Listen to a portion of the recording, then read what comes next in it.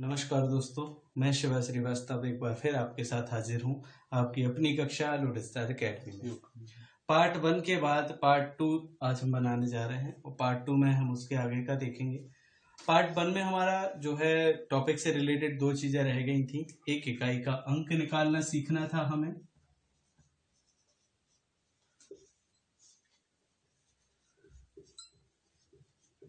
इकाई का अंक कैसे निकालेंगे, और दूसरी चीज सीखनी थी हमें इसी में दहाई का अंक,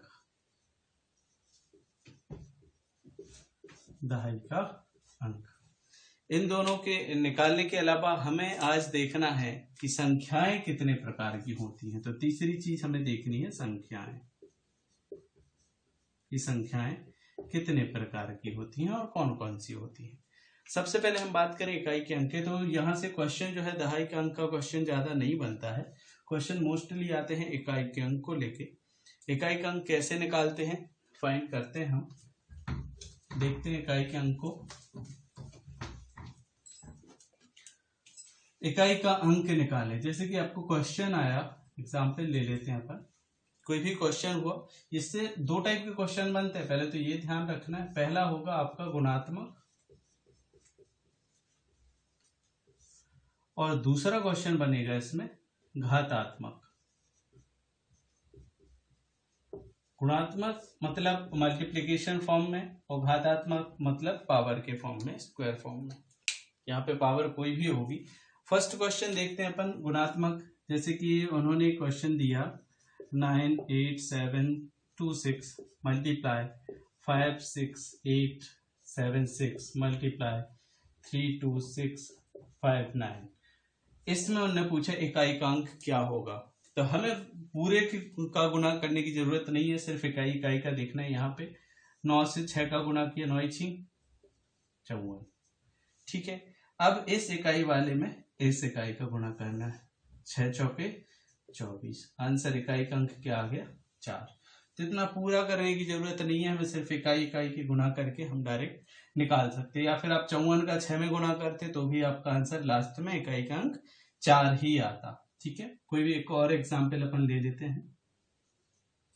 3 2 5 7 9 4 6 5 2 1 और 3 2 1 6 8। ठीक है, इकाई का अंक 8 एकम 8, 8 नाम 72। आंसर आ गया 2। ठीक है, तो यहां से इस तरीके से हम जो है इकाई का अंक निकाल सकते हैं। अब ये तो हो गया आपका गुणात्मक। गुणात्मक के अलावा बात करें अपन घातात्मक की। घातात्मक में यहाँ पे आपको कोई भी अंक दिए होंगे, यहाँ मान लिया x है और यहाँ पे कोई भी पावर होगी, सपोज n है। अब जो x की वैल्यू है यहाँ पे वो 1 से लेकर 9 तक होगी, कई बार 0 से लेकर 9 तक होगी, कोई भी होगी यहाँ पे x की वैल्यू। और n की वैल्यू भी कुछ भी हो सकती है, कुछ भी n की वैल्यू हो सकती है। चलो यहाँ पे अपन जो है एक क्वेश्चन देखते हैं, एग्जाम्पल देखते हैं। 97865, इसके ऊपर जो घात है वो है 32524। ठीक है, ये घात लगी हुई है इसका। अब उन्होंने पूछा इसका इकाई का अंक क्या आएगा। तो सबसे पहले आपको क्या करना है कि इस पे जो पावर है, जो घात है, उसको उठानी है। घात ले लिया अपन ने। घात कितनी यहाँ पे 3 2 5 2 4 और अंत के जो 2 हैं इनमें 4 से देना है भाग। क्यों देना है 4 से भाग, ये अभी बताता हूं मैं आगे जाके। 4 से देना है भाग। कितनी बार गया, 6 बार। आंसर आया 4 6 24। शेष क्या बचा, 0। ये वाला जो एग्जाम्पल है बहुत सोच समझ के एग्जाम्पल दिया है।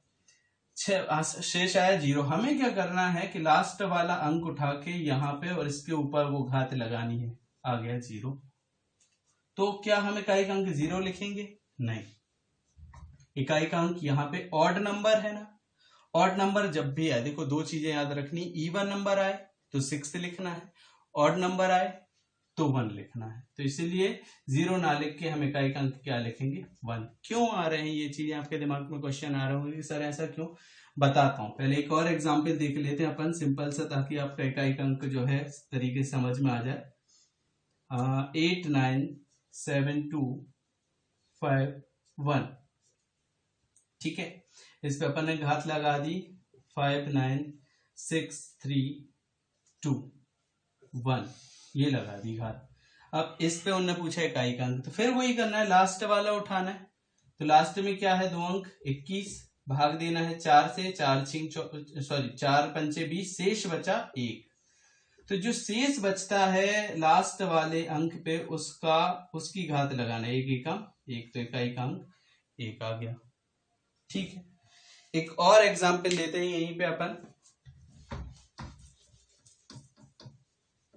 और अच्छे से आपको समझ आ जाएगा इस एग्जाम्पल में।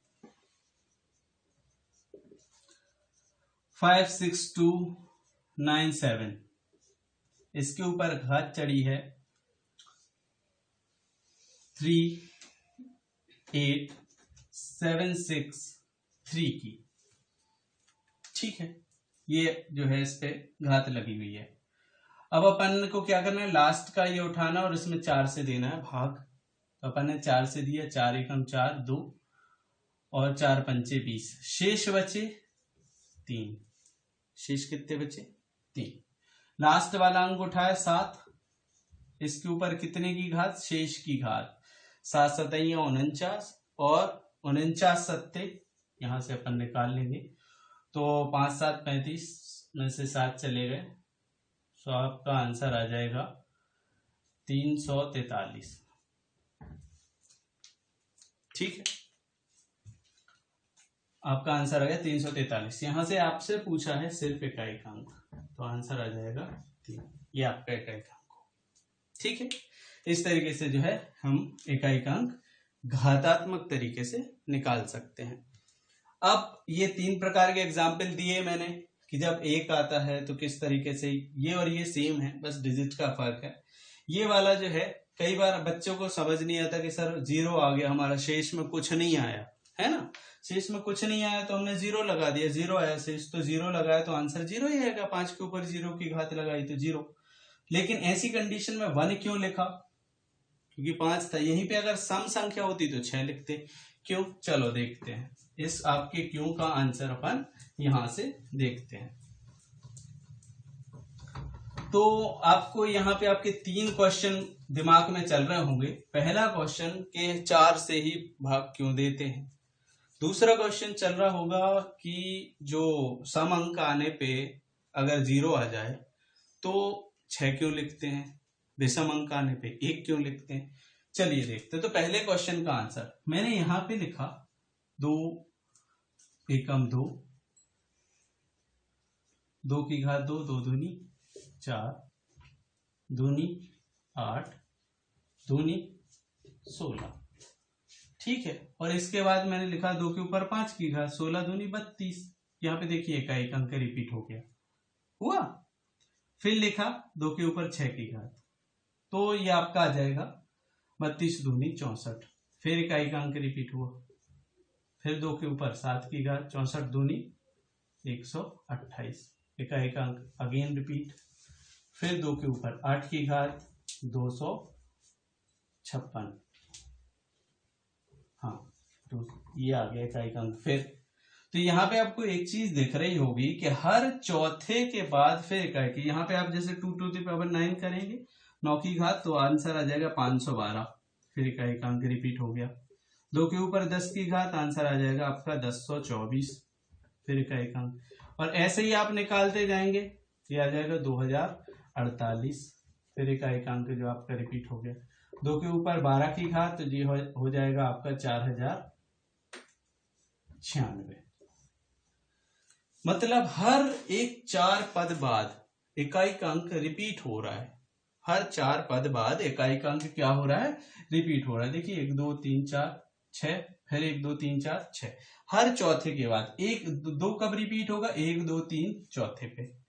4 कब रिपीट होगा, 1 2 3 चौथे पे। मतलब हर 4 के बाद इकाई का अंक क्या हो रहा है, रिपीट। इसीलिए हम 4 से भाग देते हैं, ठीक है। अब बात करें कि मैंने आपको एक चीज बोली थी कि जब सम अंक हो और 0 आए तो हम क्या लिखेंगे 6, और जब विषम अंक हो और 0 आए तो क्या लिखेंगे 1।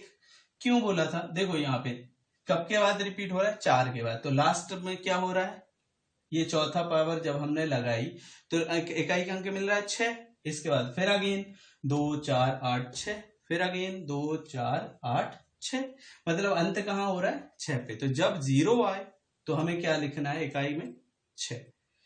यही पे बात ऑड की कर लें, 3 एकम 3, 3 तिरका स्क्वायर, 3 तिरका 9, 3 पे घात 9 तिया 27, 3 पे घात 4 की 27 तिया 81, 3 पे घात 5 की। तो यहाँ पे आपका जो है 3 मिलेगा इकाई में, 3 पे 6 की यहाँ पे इकाई में आपको 9 मिलेगा, 3 पे 7 की इकाई में आपको 7 मिलेगा, 3 पे 8 की घात इकाई में आपको 1 मिलेगा। ये आप आगे निकाल सकते हैं, सेम डिजिट मिलेंगे, मतलब हमें सिर्फ इकाई से मतलब है, ठीक है। तो यहाँ पे हमने क्या देखा कि लास्ट कहाँ हो रहा है 6 पे। तो जब भी सम अंक हो और 0 शेष बचे, शेष क्या बचे 0, तो हमें क्या लिखना है वहां पे 6। सम अंक हो और शेष 0 बचे तो लिखना है 6, और अगर विषम अंक हो और शेष 0 बचे तो क्या लिखना है, विषम अंक हो और शेष 0 बचे तो क्या लिखना है 1। वही यही चीज मैंने अभी पिछले वाले क्वेश्चन में की थी, है ना। जैसे कि अपन ने देखा था कि अगर मान लो लास्ट में घात 24 की है, मैंने 4 से भाग दिया तो ये चला गया 6 बार, है ना, यानी शेष बचा 0, 4 6 24, यहाँ पे शेष बचे 0। अब ये घात अगर 1 3 5 7 9 इनमें से किसी एक के ऊपर है 0 की घात, तो हमें क्या लिखना है 1। तो वहां पे आंसर 0 ना होके क्या आ जाएगा 1। और इसी की जगह अगर 2 4 6 8 ये हो तो ये सम अंक है, तो यहाँ पे हमें आंसर क्या लिखना है 6। क्यों लिखना है मैं आपको बता चुका हूं। तो आपके 3 प्रश्न जो यहां से थे, पहला कि 4 से ही भाग क्यों देते हैं, रिपीटेशन के कारण। दूसरा कि सम अंक पे अगर शेष 0 बचे तो हम किसकी घात लगाएंगे, तो यहाँ 0 की घात लगाने पे 0 ही आएगा, लेकिन अगर सम अंक के ऊपर घात हो तो हमें क्या लिखना है 6, और विषम अंक के ऊपर घात हो तो लिखना है 1। क्लियर है। चलिए, तो ये वाला हमारा जो अंक से रिलेटेड टॉपिक है यहाँ पे होता है। अच्छा हाँ, यहाँ पे एक चीज और बचती है, आपका दहाई का अंक, कि जो आपका दहाई का अंक है वो कैसे आप निकालेंगे। दहाई के अंक के लिए आपको कुछ नहीं करना, जो भी क्वेश्चन हो इसी तरीके से रहेंगे, बस डिवाइड करना है 100 से। देखो यहाँ पे अभी अपन शेष, आपको एक चीज याद होगी, मैंने पहले बताया है, नहीं बताया हो तो फिर से देख लें। शेष जो है वो 2 प्रकार के होते हैं, पहला पॉजिटिव और दूसरा नेगेटिव। ये कैसे पॉजिटिव नेगेटिव देखते हैं। सपोज कीजिए मैंने लिखा 98792 डिवाइडेड बाय 100 से कर रहे हैं, चलो अपन इसको डिवाइड 100 से डिवाइड करने पे यहां पे आपको शेष मिलेंगे 8। शेष क्या मिलेंगे 8। तो यहां 92, इसको हम लिखेंगे -8, और अगर इसी को प्लस करेंगे तो आंसर आ जाएगा 92। ये मिलेंगे आपको शेष 100 से भाग देने पे शेष मिला 92। आप भाग देके देख लीजिए, यहां से भाग देंगे सब चला जाएगा, लास्ट के 2 डिजिट मिलेंगे। इसी को हम माइनस में अगर पलटें तो क्या आ जाएगा -8। तो हमें बस ये चीज याद रखनी कि शेष जो है माइनस में भी होता है और प्लस में भी होता है। चलिए क्वेश्चन देखते हैं, दहाई का अंक कैसे निकालते हैं। दहाई का अंक निकालने के लिए हमें 100 से भाग देना पड़ेगा। हमने क्वेश्चन लिखा 98576 मल्टीप्लाई बाय 7693, और बढ़ा लो इस संख्या को, यहां पे लिख दिया हमने 76801, यहां पे लिख दिया हमने 597898। ठीक है। अब मैंने पूछा इसमें दहाई का अंक क्या होगा, तो हमें कुछ नहीं करना, बस डिवाइड करना है 100 से सब में। इसमें 100 से डिवाइड किया, आंसर आया 93। शेष बचा 93। लेकिन इसको हमें क्या करना है, शॉर्ट से छोटे में, तो इसको हमने देख लिया या तो प्लस 93 होगा या फिर माइनस का 7 होगा शेष, तो हमने -7 उठा लिया, मल्टीप्लाई, यहाँ पे चला गया, शेष बचा 1, कोई दिक्कत नहीं है, प्लस का ही 1 उठा लो। यहाँ पे शेष 98 बचा, इसको हमने छोटे फॉर्म में उठाया तो क्या है, माइनस का 2। ठीक है, इसको सॉल्व किया हमने, 7 एकम 7, 7 दूनी 14। अब ये 14 प्लस के कि माइनस के, तो हमने देखा माइनस प्लस माइनस और माइनस माइनस प्लस, जब दो माइनस मिलते हैं तो एक प्लस हो जाता है, दो प्लस मिलते हैं तो प्लस रहता है, मतलब ये काय का रहेगा, प्लस का। इस हिसाब से हमारा आंसर क्या आएगा, प्लस का 4। तो यहाँ प्लस माइनस नहीं होगा, आपको सिर्फ ऑप्शन 4 ही होगा। यहाँ पे अगर माइनस आ जाता तो फिर हम इसको प्लस में बदलते, सपोज -14 आ जाता तो 100 में से हम 14 को घटाते, 86 आता आंसर हमारा, और 86 रहता प्लस में। हमें हमेशा प्लस का अंक लेना है, ये बात ध्यान रखनी है, माइनस का नहीं लेना है। ठीक है, अगर ये माइनस आए यहाँ पे तो फिर हमें प्लस, सपोज करो ये भी माइनस में होता, फिर 3 माइनस मिला के माइनस हो जाते, 2 माइनस का 1 प्लस, प्लस और माइनस माइनस हो जाते, तो माइनस का 14, फिर उसको पलटते हम प्लस में तो आता 86, तो उस हिसाब से फिर आंसर आ जाता 6। लेकिन यहाँ पे यही प्लस का आया है, इसलिए आंसर क्या आएगा, प्लस का 4। ठीक है, इस तरीके से जो है हमारा दहाई का अंक निकालते हैं हम। ठीक है, जैसे आजकल क्वेश्चन यहां से आते नहीं हैं, क्वेश्चन नहीं आते यहां से इकाई दहाई, लेकिन अगर कभी आ जाएं तो आप सॉल्व कर सकते हैं। अब हमें यहाँ पे मेन चीज देखनी है, संख्याएं। संख्याएं होती क्या हैं, कितने प्रकार की होती हैं, नंबर्स, कितने प्रकार की संख्याएं होती हैं, कौन कौन सी होती हैं, पहले हम बिल्कुल बेसिक देख लेते हैं। अगले तीसरे पार्ट में हम इसके सिर्फ और सिर्फ क्वेश्चंस ही करेंगे, वहां कोई डेफिनेशंस नहीं होगी। तो यहाँ पे मेनली हम दो संख्याएं देखते हैं, एक होती अवास्तविक और दूसरी होती है वास्तविक। और जो हमारी सारी संख्याएं वो जो आपने पढ़ी होंगी कि प्राकृतिक संख्या क्या है, सम विषम, ये सब वास्तविक संख्या है, तो वो हम वास्तविक में देखेंगे। अवास्तविक जो संख्या है, इमेजिनरी, ठीक, इसको बोलते हैं इमेजिनरी नंबर्स, इसको बोलते हैं रियल नंबर्स। इमेजिनरी नंबर्स क्या होते हैं, तो एक बात याद रखना, इमेजिनरी मतलब काल्पनिक, इसको हम अवास्तविक को क्या बोलते हैं, काल्पनिक भी बोलते हैं। ये हमारी काल्पनिक संख्या है। जब भी बात यहाँ आयोटा की हो तो वो आ जाएगा काल्पनिक नंबर। देखो कई बार क्या होता है कि बोल दिया जाता है, जैसे कई लोगों में भ्रम है कि जो पाई है, पाई हमारा काल्पनिक नंबर है, ऐसा नहीं है। पाई की खुद की एक वैल्यू है, हमें पता है 22/7, तो ये काल्पनिक नहीं है, ये रियल है, काल्पनिक नहीं है। काल्पनिक की बात करें, जैसे मैंने लिखा √−3, तो ये काल्पनिक है। माइनस की बात जब भी हम करें, वो भी अंडर रूट के फॉर्म में, तो काल्पनिक है। कैसे, जैसे सपोज करो अभी एक क्वेश्चन आया था, उस क्वेश्चन को अपन एग्जाम्पल में लेते हैं। मैंने यहां पे लिखा √8 मल्टीप्लाई बाय √−2, क्या ये काल्पनिक है?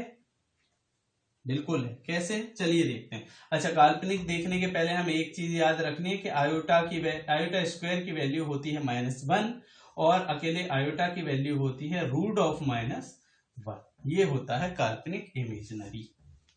ठीक है, चलो इसको अपन तोड़ सकते हैं क्या, -8 मल्टीप्लाई इसको -1 कर सकते हैं, -1 यहाँ पे +8 इंटू -1 करेंगे, आंसर -8 ही आएगा। यहाँ पे अपन इसे इसको तोड़ दिया, 2 प्लस का हो जाएगा और -1 अलग निकाल दिया। ठीक है, तो यहाँ पे इन दोनों का मल्टीप्लाई किया, आंसर है √16 मल्टीप्लाई, इन दोनों का मल्टीप्लाई कर दिया तो √ आ जाएगा -1 का स्क्वायर, तो स्क्वायर से स्क्वायर रूट कैंसिल आउट। ठीक है, यहाँ के लिए -1 बचा, ये आ गया 4 का जो है 4 चौके 16, 4 का स्क्वायर करेंगे, यहाँ पे स्क्वायर से स्क्वायर रूट कैंसिल हो जाएगा, तो यहाँ पे बचेगा अकेला 4 और यहाँ बचेगा -1, आंसर आ जाएगा -4। तो ये भी क्या है आपका इमेजिनरी नंबर। तो ये होगी आपकी काल्पनिक संख्या। आपको यहाँ पे सिर्फ आयोटा की वैल्यू याद रखनी है, iota square is equal to -1, और यहाँ से स्क्वायर हटाएंगे तो इस तरफ स्क्वायर रूट लग जाएगा। ये हो गई आपकी काल्पनिक संख्या। इस तरीके से यहाँ से क्वेश्चन बनते हैं। सिर्फ पहचानना होता है कि निम्न में से कौन सी काल्पनिक संख्या है। कई बार आपको सीधे सीधे एग्जाम्पल जो है सीधे सीधे ऑप्शन दे देते हैं। पहले में पाई है जो कि हमें पता नहीं है, दूसरे में +4 है ये भी हमें पता नहीं है, तीसरे में +-4 है ये भी हमें पता नहीं है, और डी में आ गया -4।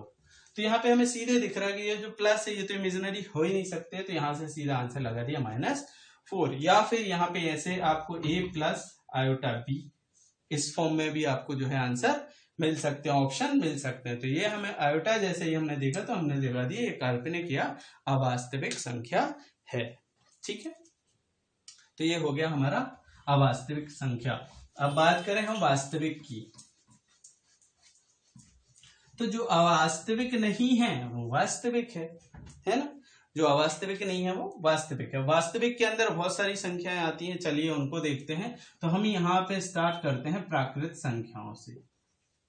प्राकृत संख्या, नेचुरल नंबर या नेचुरल नंबर, प्राकृतिक संख्या। इनको प्राकृत संख्या या प्राकृतिक संख्या क्यों कहा जाता है? सबसे पहले तो ये जान लें कि प्राकृतिक संख्या होती क्या है। तो 1 से लेकर अनंत तक, 1 से अनंत तक क्या होती है? प्राकृतिक संख्या। देखो इनको प्राकृतिक इसलिए बोलते हैं क्योंकि नेचुरली जैसे मान लो अपन से भी काउंट करने का बोला जाता है कि यार गिनती गिनो, तो हम 0 से तो स्टार्ट करते नहीं, हम क्या करते हैं 1 2 3 4 एंड सो ऑन आगे तक। तो हम गिनती कहां से करते हैं? स्टार्ट 1 से। तो ये प्रकृति ने हमें सिखाया कि गिनना कहां से शुरू करना? 1 से। इसीलिए प्राकृतिक संख्याओं में कहां से स्टार्ट होती है? 1 से। तो यहाँ पे आपको 2 बातें याद रखनी है। पहली, सबसे छोटी और सबसे बड़ी। तो सबसे छोटी प्राकृतिक संख्या कौन सी है? 1। और सबसे बड़ी कौन सी है? सबसे बड़ी प्राकृतिक संख्या ज्ञात नहीं की जा सकती, क्योंकि ये तो है अनंत तक है, मतलब इनफाइनाइट है, और इनफाइनाइट को हम ज्ञात नहीं कर सकते। तो ये हो गई हमारी प्राकृत संख्याएं। इन्हीं के बाद हम अगली बात करें, प्राकृत संख्याओं के बाद पूर्ण संख्याएं। पूर्ण, होल नंबर, होल, पूर्ण। इनको पूर्ण क्यों बोलते हैं? देखो है तो 1 से ही चालू, लेकिन इसी में अगर हम 0 लगा दें तो ये कंप्लीट बन जाएगा, पूरा बन जाएगा, पूरा हो जाएगा। 0 की कमी यहाँ जो थी वो हमने यहाँ लगा दी, तो ये क्या बन गई? प्राकृतिक संख्याएं ही पूर्ण संख्या बन गई। मतलब 0 से अनंत, 0 से अनंत तक ये हो गई आपकी पूर्ण संख्याएं। मतलब अगर हम प्राकृत संख्याओं में क्या जोड़ दें? 0 जोड़ दें, 0 लगा दें, तो वो क्या हो जाएगा? 1 से अनंत ही, यहाँ 0 से अनंत, तो वो बन जाएंगी पूर्ण संख्या। तो ये हो गई पूर्ण संख्याएं। तीसरी हम बात करें पूर्णांक की, कि पूर्णांक संख्याएं क्या होती हैं। चलो पूर्णांक संख्याओं के बारे में बात करते हैं हम। पूर्णांक संख्याएं, तो पूर्ण संख्या में पता है 0 से 1 है। क्या होता है, जैसे कि हमारी लाइफ में भी 3 पार्ट होते हैं हमारी जिंदगी के। पहला पार्ट होता है पास्ट, दूसरा होता है प्रेजेंट, और तीसरा होता है फ्यूचर। अभी हम प्रेजेंट में हैं, जो निकल चुका है, मतलब नेगेटिव पीछे जा चुका है, हमारे जीवन से निकल गया, घट गया, कम हो गया, तो वो नेगेटिव हो गया पार्ट। और जो आने वाला है, मतलब प्लस होने वाला है, जिंदगी में जुड़ने वाला है, तो इस साइड होगा प्लस, और यहाँ पे हम चल रहे हैं न्यूट्रल पे यानी 0 पे, तो इसको हम उदासीन। प्रेजेंट सेम कंडीशन पूर्णांक संख्याओं में होती है। एक लाइन होती है, बीच में रहता है 0 के इस तरफ सारे रहते हैं प्लस के, 1 2 3 एंड सो ऑन। इस तरफ सीम रहते हैं माइनस के, 1 -2 -3 एंड सो ऑन। ये कहलाती हैं पूर्णांक। तो यहाँ पे 3 चीजें होती हैं, धनात्मक पूर्णांक, ऋणात्मक पूर्णांक और 0। इसको बोलते हैं उदासीन पूर्णांक। तो ये संख्याएं कहलाती हैं पूर्णांक। मतलब जितने अनंत से लेकर ऋणात्मक, अनंत से लेकर धनात्मक अनंत तक, नेगेटिव इन्फिनाइट से टू पॉजिटिव इन्फिनाइट, मतलब ऋणात्मक अनंत से धनात्मक अनंत तक, और इसमें क्या रहेगा बीच में, जीरो। तो इन तीनों से मिलके बनते हैं पूर्णांक। ठीक है, तो ये हमारे पूर्णांक संख्याएं हो गई। अब हम बात करें सम संख्याओं की कि भैया सम संख्याएं क्या है। तो यहाँ पे हम दो चीजें देखेंगे, सम और विषम। सम संख्या है तो सिंपल सी बात है, सम वही है जो दो से पूर्णतः विभक्त है, इवन नंबर, दो से पूर्णतः विभक्त है। पूर्णतः विभक्त का मतलब होता है जिसके शेष में कुछ ना बचे, पूर्णतः विभक्त हो। ठीक है, इसमें एक चीज और याद रखनी है, जिस भी संख्या के कितने भी डिजिट की हो, कितने भी अंकों की संख्या हो, उसके अगर अंत में 0, 2, 4, 6 और 8 इनमें से कोई भी, इन 5 में से कोई भी एक डिजिट हो अगर किसी भी संख्या के अंत में, तो वो संख्या जो है आपकी सम संख्या होगी। अब आपके दिमाग में क्वेश्चन आ रहा होगा, नहीं आ रहा होगा तो मैं बता दूं कि जो है आपने बोला कि 2 से पूर्णतः विभक्त होना चाहिए, ठीक है, 2 से 2 एक बार विभक्त है, ये 2 बार पूर्णतः विभक्त है, 3 बार 4 बार, शेष कुछ नहीं आ रहा। 0 कैसे विभक्त है, तो भैया 0 अकेला कुछ नहीं है, 8 के बाद आता है 10 आता है, और 10 जो है 2 से पूर्णतः विभक्त है 5 बार, शेष तो कुछ नहीं मिल रहा। इसके अंत में क्या है, इकाई अंक क्या है, 0। इसलिए 0 जिसके साथ भी लग जाता है, जिस किसी भी अंक के साथ लग जाता है, वो अंक आपका क्या हो जाता है, सम। वो संख्या क्या बना देता है, 0 सम। इसीलिए मैंने बोला कि अगर किसी संख्या के अंत में 0, 2, 4, 6 और 8 इनमें से कोई भी एक अंक हो तो वो आपकी संख्या कैसी होगी, सम संख्या। ठीक है, और इसकी जो डेफिनेशन है वो हो जाएगा कि 2 से पूर्णतः विभक्त संख्या को क्या बोलते हैं, सम। इसकी जस्ट अपोजिट की बात करें हम, विषम की, विषम संख्या, तो जो 2 से पूर्णतः विभक्त ना हो वो विषम है।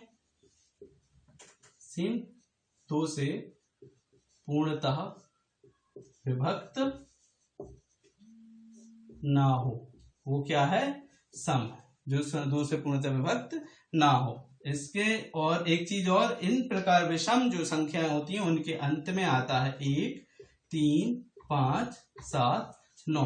इन 5 में से कोई भी एक अंक अगर संख्या के अंत में है तो वो संख्या कैसी होगी, विषम, और अगर इनमें से कोई भी है तो होगी सम। ये हो गई आपकी सम और विषम संख्याएं। ठीक है, अब हम आगे बात करते हैं, सम हो गया, विषम हो गया, पूर्णांक हो गया, है ना, पूर्ण हो गया। चलो भाज्य और अभाज्य की। भाज्य संख्याएं क्या होती हैं? भाज्य संख्याएं वे संख्याएं होती हैं जो खुद से, एक से, इन दो अंकों के अलावा तीसरे अंक से भी विभाजित हो। ठीक है, मतलब स्वयं एक के अलावा किसी तीसरे से भी विभाजित हो, किसी अन्य से भी विभाजित हो।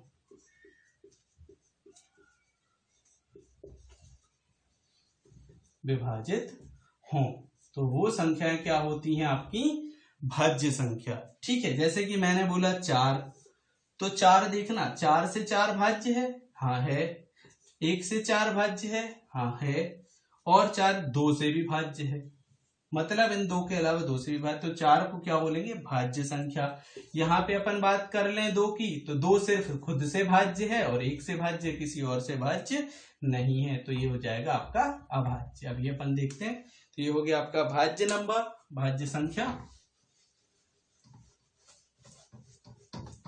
यहीं पे हम बात कर लें अभाज्य की।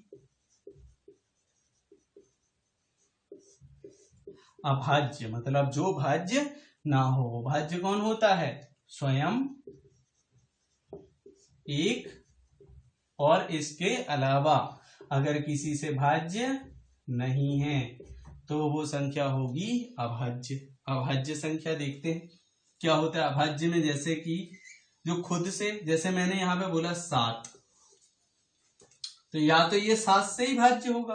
भाज्य का मतलब होता है पूर्णतः भागित, मतलब जिसमें शेष नहीं बचता। तो या तो ये 7 से भाज्य है या 1 से भाज्य है, इसके अलावा किसी और से भाज्य नहीं है। 2 से भाग दोगे तो 1 शेष बचेगा, 3 से भाग दोगे तो 1 शेष बचेगा, मतलब ये 3 से भी 2 से भी भाज्य नहीं है, तो ये क्या हो गया? अभाज्य। यहाँ पे मैं बोलूं 9, तो 9 जो है आपका भाज्य है। कैसे भाज्य है? यहाँ पे देखो 9 खुद से भाज्य है, खुद से भाग जा रहा है तो शेष कुछ नहीं है, 9 में से 9 गए 0, 1, इससे भी शेष कुछ नहीं है। यहाँ पे भाग दिया अपन ने 3 से भाग जा रहा है, 3 तिरका 9, तो अभी शेष कुछ नहीं है, मतलब ये 2 के अलावा किसी तीसरे से भी भागित है, तो ये हो गया आपका भाज्य और ये हो गया आपका अभाज्य। तो ये 2 प्रकार की संख्या होती हैं। तो हमें बस यहाँ पे एक ही चीज याद रखनी है, जो संख्या खुद से और 1 इन 2 के अलावा किसी तीसरे से भी पूर्णतः भागित हों, पूर्णतः विभाजित हों, वो संख्याएं भाज्य कहलाती हैं, और जो पूर्णतः विभाजित ना हो वो अभाज्य कहलाती हैं। सबसे बढ़िया आपको यहाँ पे एक इंपॉर्टेंट नोट याद करके रखना है कि एकमात्र ऐसी भाज्य संख्या है, एकमात्र ऐसी अभाज्य संख्या है जो सम है। 2 के अलावा कोई भी अभाज्य संख्या सम नहीं है, मतलब जितनी भी अभाज्य संख्या होती हैं वो कैसी होती हैं? विषम होती हैं। तो 2 एकमात्र ऐसी अभाज्य संख्या है जो सम है। सबसे छोटी अभाज्य संख्या की बात करें तो 1 आ जाएगा यहाँ पे, फिर 2, 3, 5, 7, फिर यहाँ पे 9 जो है भाज्य है, सम सारे भाज्य है, 2 के बाद पता ही है, फिर 11, 13 और इसके बाद फिर आगे बढ़ता जाएगा, 15 भाज्य है, फिर 17 आ जाएगा, फिर 19 आ जाएगा, इस तरीके से जो है आगे बढ़ते जाएंगे। तो ये हो गया आपका भाज्य और अभाज्य। अब यहाँ पे हम एक बात करते हैं आगे दशमलव की। अब हमारे मेनली 3 चीजें और बच रही हैं, एक दशमलव बच रहा है, एक परिमेय बच रहा है और एक अपरिमेय बच रहा है। तो पहले हम दशमलव की बात कर ले, दशमलव संख्या। अच्छा, इसको चालू करने के पहले अपन परिमेय और अपरिमेय देख लेते हैं। परिमेय और अपरिमेय ये है क्या? परिमेय क्या है, अपरिमेय क्या है? तो हमें ये चीज याद रखनी है कि परिमेय अपरिमेय इनसे ही जुड़ा है क्या? दशमलव। तो आपको एक चीज याद रखनी है, P/Q, P/Q, ठीक है, P/Q। तो जो संख्याएं, मतलब P/Q, यहाँ पे याद रखना है बटे में, जो संख्याएं को हम बटे के फॉर्म में लिख सकते हैं वो हमारी परिमेय है, और जो परिमेय नहीं है वो अपरिमेय है ना, मतलब परिमेय नहीं है वो कैसी होगी? अपरिमेय हो गई। और जो हमारी P/Q के फॉर्म में हम लिख लेते हैं उनको हम बोलते हैं परिमेय संख्या। जैसे कि हमने यहाँ पे लिखा 2/3 परिमेय है, हमने यहाँ पे लिखा √5 अपरिमेय है, हमने यहाँ पे लिखा जैसे कि हाँ एक चीज और यहाँ पे शांत और अशांत का रहता है, अपरिमेय आ लगा है तो यहाँ पे अशांत दशमलव आएगा। एक चीज आपको याद रखनी, अशांत दशमलव, दशमलव भी अपन समझते हैं 2 प्रकार के होते हैं, एक शांत दशमलव और एक अशांत दशमलव। ये शायद आपने पहले कहीं ना सुना हो, और सुना है तो अच्छी बात है। शांत दशमलव मतलब जिनका जो है दशमलव के बाद आके रुक जाते हैं, आगे कंटिन्यूटी नहीं चलती, एक ही अंक जो है बार बार नहीं दोहराया जाता, ठीक है। यहाँ पे जैसे देखें अपन शांत में मैंने लिखा 5/2, यहां से 2 दूनी 4 लगाया दशमलव, यहाँ पे बचा 1, उतारा 0, 2 पंचे 10, इसके बाद आगे नहीं जा रहा, मतलब ये कंप्लीट जो है भाग हो गया, ये हो गया आपका शांत दशमलव। यहाँ पे मैंने लिखा चलो यही देख लेते हैं 2/3, ठीक है। तो ये जा नहीं रहा, लगाया दशमलव 0 0, फिर दशमलव 0 लिखा, 3 18, फिर वहां 2 बचा, 3 18, 3 18, ये चलता जाएगा एंड सो ऑन। तो ये जो है आपका परिमेय हो गया। यहीं पे अगर मैं 3/2 लिख दूं तो ये आपका परिमेय हो जाएगा, ठीक है। 3/2 परिमेय कैसे? 3/2 लिखा हमने, 2 एकम 2 लगाया दशमलव, यहाँ पे 1 बचा, लिखा 0, 2 पंचे 10, 1.5 अशांत है। तो शांत और अशांत, ये शांत है ये अशांत है, मतलब जिसकी कंटिन्यूटी चलती जाए, जिसकी कंटिन्यूटी चलती जाए वो कहलाता है अशांत दशमलव, और जिसकी कंटिन्यूटी एक समय आने के बाद रुक जाए वो कहलाता है शांत दशमलव। ठीक है, तो यहाँ पे बात ये दशमलव कंप्लीट है। बात करें परिमेय और अपरिमेय की, तो जो जिन संख्याओं को हम p/q के फॉर्म में लिख सकते हैं वो कहलाती है हमारी परिमेय संख्या, और जिन संख्याओं को हम p/q के फॉर्म में नहीं लिखते उनको वो कहलाती है अपरिमेय संख्याएं। यहाँ पे आपको दो चीजें याद रखनी है। सबसे पहले परिमेय और अपरिमेय में कि जो परिमेय संख्या होती हैं उनको हम काय में लिख सकते हैं, p/q के फॉर्म में। जो अपरिमेय होती हैं उनको जैसे अंडर रूट में लिखा है तो ये इसको बटे में नहीं लिख सकते, है ना, तो इसलिए ये हो गई अपरिमेय। ठीक है, तो यहाँ पे दो चीजें याद रखनी, एक पाई और एक जीरो। इन दो के बारे में, पाई जो है वो कैसी संख्या है, अपरिमेय संख्या। अब आप बोलेंगे कि सर इसको तो बटे के फॉर्म में लिखते हैं 22/7, फिर ये अपरिमेय कैसे हो गई। तो भैया बटे के फॉर्म में लिखते हैं, लेकिन इसकी जब अपन दशमलव निकालते हैं तो अपन को पता है कि इसका जो है दशमलव वो कैसा रहता है, अशांत, है ना, मतलब एक कंटिन्यूटी चलती जाती है। और जीरो जो है ये आपकी जो है परिमेय संख्या है। ठीक है, तो जीरो और पाई इन दोनों के बारे में आपको बस एक चीज याद रखनी है कि जीरो कैसी है, परिमेय है, और ये कैसा है, अपरिमेय है। ठीक है, ये दो चीजें आपको याद रखनी है। कई बार पूछ लिया जाता है कि निम्नलिखित में से कौन सी एक संख्या अपरिमेय संख्या है, मतलब ये अब अपन को ऑप्शन में जैसे दे दिया उनने 2/3 ए, बी ऑप्शन में दे दिया उनने 5, सी ऑप्शन में दे दिया उनने पाई, और डी ऑप्शन में दे दिया उनने 0। ठीक है, और उनने पूछी है निम्न में से कौन सी एक अपरिमेय संख्या है। तो अब हमें यहाँ पे इनमें से कौन सी एक यहाँ पे लिख दिया हमने 1/3। कौन सी एक संख्या जो है आपकी परिमेय संख्या नहीं है, तो ये हमें पता है कि ये कैसी हमारी अपरिमेय है, ये अपरिमेय, ये अपरिमेय है, ये वाली संख्या कैसी होगी, परिमेय। तो आंसर आ जाएगा बी। निम्न में से कौन सी संख्या परिमेय है, ये आंसर आ जाएगा। देखो कई बार क्या होता है, बच्चे पाई लगा के आ जाते हैं कि पाई एक परिमेय संख्या। नहीं भाई, हम पाई को जो है बटे के फॉर्म में तो लिखते हैं, लेकिन इसका जो है कंटिन्यूटी बनी रहती है, इसलिए पाई कैसी है, एक अपरिमेय संख्या। आपको याद रखना है, इसलिए मैंने अलग से बता दिया कि आप इतना बस याद रख के मत बैठ जाना कि नहीं p/q के फॉर्म में जो भी संख्या वो सभी अपरिमेय है। नहीं, ऐसा नहीं है कि यहाँ पे मैंने जो आपको ये दिया आंसर, ये ऑप्शन दिया 3/2, तो ये अपरिमेय नहीं है। इसको हम दशमलव के बाद ये रुक जाती है तो इसको हम परिमेय में मानेंगे। जो दशमलव के बाद नहीं रुकती, जैसे 2/3 है, दशमलव के बाद एंड सो ऑन, तो ये कैसी हो गई हमारी परिमेय संख्या। ठीक है, तो जो नहीं रुक रही है वो परिमेय है, और जो रुक जाती है वो अपरिमेय है। तो आपको ये दो चीजें बस याद यहाँ से रखनी है कि पाई जो है वो हमारी अपरिमेय संख्या है, भले बटे में है लेकिन है अपरिमेय, क्योंकि इसकी कंटिन्यूटी बनी है। और जीरो जो है वो हमारी परिमेय संख्या है। ठीक है, तो यहाँ पे हमने आज संख्याएं पूरी कर ली हैं। अगले तीसरे पार्ट में हम देखेंगे इन सारी संख्याओं और अंकों से जो भी इंपॉर्टेंट क्वेश्चंस आते हैं कि पहली 5 परिमेय संख्याओं की जो है योग कितना होगा, गुना कितना होगा, इन पे वर्ग कितने, जैसे मैंने लिख दिया 2 का वर्ग धन 3 का वर्ग धन 4 का वर्ग एंड सो ऑन एन तक, तो इनका जो योग है कितना होगा। इस टाइप से जो क्वेश्चन है संख्याओं से बनते हैं वो हम आपके तीसरे पार्ट में देखेंगे। आज के लिए बस इतना ही। Thanks for watching this video. Please like share, हाँ सब्सक्राइब करना ना भूलें। सब्सक्राइब करने के साथ ही बेल आइकॉन जरूर दबाएं। धन्यवाद। जय हिंद।